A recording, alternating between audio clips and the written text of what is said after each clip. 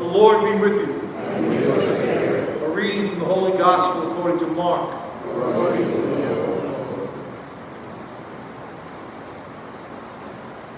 When Jesus had crossed again in the boat to the other side, a large crowd gathered around him, and he stayed close to the sea. One of the synagogue officials, named Jairus, came forward. Seeing him, he fell at his feet and pleaded earnestly with him, saying, "My daughter is at the point of death. Please come lay your hands on her, that she may get well and live." He went off with him, and a large crowd followed him and pressed upon him. There was a woman afflicted with hemorrhages for 12 years. She had suffered greatly at the hands of many doctors and had spent all that she had. Yet she was not helped, but only grew worse. She had heard about Jesus and came up behind him in the crowd and touched his cloak. She said, "If I but touch his clothes, I shall be cured." Immediately her flow of blood dried up. She felt in her body that she had healed of her affliction. Jesus, aware at once the power had gone out from him, turned around in the crowd and asked, "Who has touched my clothes?" But his disciples said to Jesus, "You see how the crowd is pressing upon you, and yet you ask, 'Who touched me?'" And he looked around to see who had done it.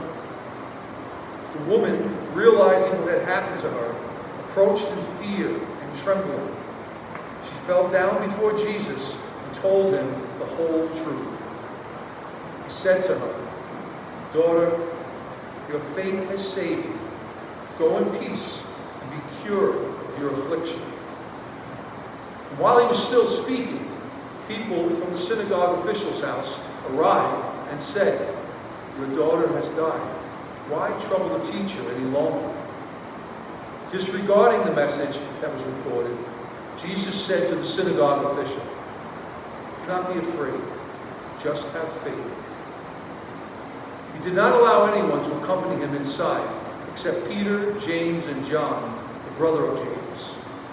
When they arrived at the house of the synagogue official, he caught sight of a commotion, people weeping and wailing loudly. So he went in and said to them, "Why this commotion and weeping? This child is not dead, but asleep." And they ridiculed him. Then he put them all out. He took along the child's father and mother and those who were with him and entered the room where the child was. He took the child by the hand and said to her, "Talitha cum," which means, "Little girl, I say to you, arise." The girl, a child of 12, arose immediately and walked around. At that, they were utterly astounded.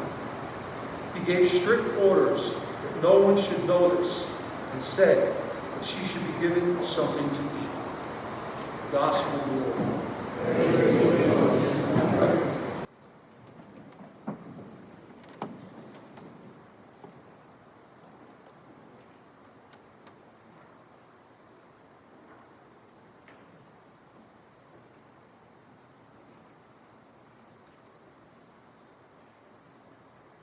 My name is Anthony. I am the newest member of this parish.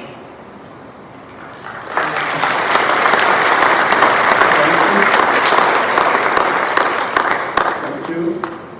I would like us to reconstruct the gospel of today.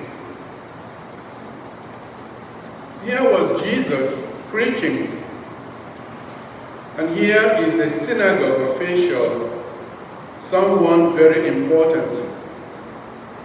Seeing Jesus, he believed in Jesus. But he was in need. His daughter was dying. He did not mind his position in society or how people regarded him.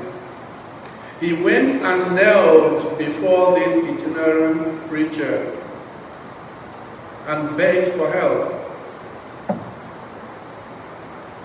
Jesus was going with him to his house. And then another person came up, a woman who had suffered for 12 years, spent all that she had, but never got better. She had not seen Jesus before. She had heard about Jesus. She was hopeful, though fearful. But she told herself, she convinced herself, if I touch his cloth, I will be okay. Think of her going through the crowd to read where Jesus was. Think of those who knew her with her problem. Those who will be hissing. Those who will be rolling their eyes and say, what is this woman doing here? But she didn't mind all that. She had a destination, Jesus. She had a reason, her cure, and nothing would stop her. No obstacle was too much to stop her from getting to Jesus. And when she got there and did what she had planned to do, she received the healing immediately. It wasn't a matter of come back tomorrow. No, immediately, her bleeding stopped. There was the Lord busy with other things. But that moment he noticed something had taken place. He said power had gone out of him. Imagine him turning around and asking, who touched me?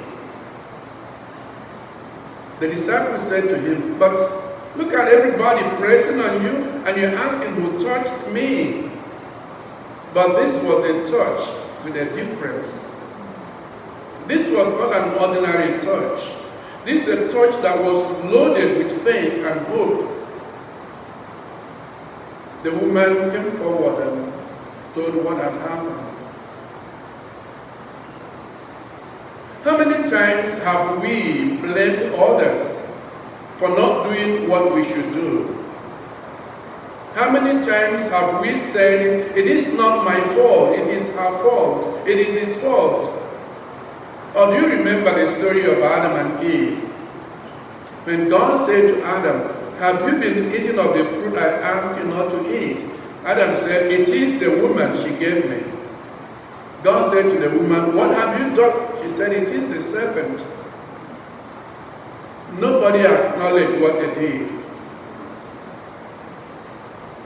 Either they were fearful or they were completely, when I say the word, I mean it in every sense, they were completely stupid,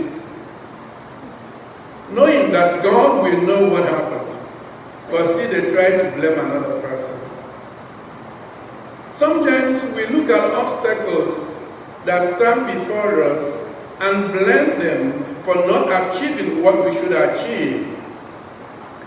If I had a better teacher, I would have done very well in mathematics. If my father had done this for me, I would have been an engineer today. If my mother did not haggle me every day, I would have been a very great singer. We find someone else to blame. We find something to say is the cause of what I have not done, what I should have done. We give excuses for our failures. Spiritually also we give excuses. If the catechist had not talked to me the way he did, I would have been a strong member of this parish. Or the father told me what I didn't want to hear. Or the nun insulted me, therefore I left this parish. Don't we hear that many times? What are we supposed to do? When there's an obstacle, you overcome the obstacle. You struggle to overcome the obstacle, to achieve what you want to achieve. You know, very soon we'll be celebrating American independence. Go back to those who came here first. Those who wrote the Mayflower Compact. Those who were running away from Britain. Those who said at the beginning, taxation without representation is what? Slavery. Think of those who refuse to pay the tax on tea. They are not there saying, oh, the British have a bigger force. They will come against us. They were determined to do what they needed to do. They wanted freedom. What did Patrick Henry say? Give me freedom or give me what? Death. No great men and women have achieved anything by blaming obstacles, by giving excuses and finding reasons not to do their best. Think of the great men and women of today. Think of the businessmen of today. If you go near them and they tell you stories of their lives, you discover life wasn't easy for them. They were prepared, they were determined to overcome every obstacle. Think of even in marriage. Those who are happy today may not have had it very happy at the beginning, but they were determined to make the best out of it. We keep obstacles. We immortalize them. We canonize them and look at them from afar. What are obstacles? Things meant to be overcome. What are difficulties? Things meant to be overcome. That woman overcame obstacles. That man overcame obstacles. The obstacle was that he was a great man. He was well known. He was an important man. But the life of his daughter was more important to him than his position. He knelt down before the itinerant preacher, Jesus himself. He knelt down. Please help me. You may remember another person who had to overcome such obstacle to meet Jesus. His name was Bartimaeus, the blind beggar, sitting by the roadside. He heard the noise of people passing by. He asked what was happening. They told him, Jesus of Nazareth is passing by. What did he do? He shouted, Jesus, son of David, have pity on me. People shushed him, keep quiet, you are making noise, you are disturbing. How did he respond? He shouted the louder. And Jesus heard him and said, bring him here. What do you want me to do for you? He said, Lord, that I may see. Do you remember the woman of Syrophoenicia who came to beg Jesus for her daughter? And Jesus told her, I am not coming to you. I am going to the lordship of the house of Israel. It is not good to take what belongs to the children and give it to the dogs. The woman said, yes, sir. But whatever falls from the table to the ground belongs to the house dogs. Jesus said, go. Let their wish be granted. She showed faith. She showed perseverance. In our prayers to God, these two things must come up. We must be people of faith, that we believe and strongly believe, that we must persevere. And finally, we must be ready to overcome the obstacles that stand in our way. Some give reasons for not praying. Some give reasons for not going to church. Many give reasons for not even reading their Bibles, but they have it on the shelf where it is gathering dust. In worshiping God, there should be no excuses. No obstacle should be too much to overcome to see the face of God. No obstacle should be too much to overcome to see the face of God. No difficulty should be too much. I don't know how many of us here have watched a dog eat bones. If you watch a dog eat bones, you learn a lot. No matter how big the bone is, give it to the dog. The dog will eat it to the last. How does he go about it? He goes round and round every corner continuously until the bone is devoured. But we Instead of trying to overcome obstacles, we try to look the other way. If I were there, things would be better. If I was there, things would be better. They say where the grass is green, someone is working very hard.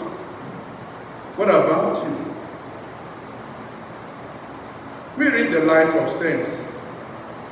Give me one of them that had a life so easy. Our patron saint, St. Joseph. Remember what he went through himself. He was just engaged to be married to Mary. And then he found the woman was pregnant. Thinking of what to do, the angel said, no, don't go there. It is by the power of the Holy Spirit. Take her home. When the child was born, what happened? First of all, there was no place for them to be, for Mary to have a child. He was born in a place meant for animals. Not long after that, the angel said, take the child and his mother and run to Egypt, for Herod intends to kill the child. And when Herod was dead, he was coming back. He was told, no, don't go back to your place. The man who succeeded Herod is worse than Herod. Go to Nazareth. Did he have it easy? No. We forgot the time they were in the temple and Jesus was lost in the temple. He must have been asking himself, what did I get myself into? What kind of child is this? But he was a man of faith, prepared to do all he was asked to do, no matter how difficult it was. Anybody who wants a life without difficulties must be a baby. You are maybe not yet born. You are just in the womb, rejoicing. Your mother doing every work for you. My point this morning is this, or this afternoon, sorry. Obstacles are meant to be overcome. Nothing should be too much for us to do in order to achieve our destination and fulfill our destiny. Nothing should be too much for us to overcome. In praying, do not give up. Do not lose hope. Be a person of faith. The woman in the gospel today did that. She was in an unfamiliar environment. She was in a hostile environment, but that did not stop her. Bartimaeus was not stopped by the crowd. He was meant to do what he did, and he did it. Be a person of faith in all that you do. In raising your children, be a person of faith. In your relationship with your husband or your wife, be a person of faith. In the place you work, be a person of faith. Don't just easily give up. You know what they say about those who easily give up? They are whimpers.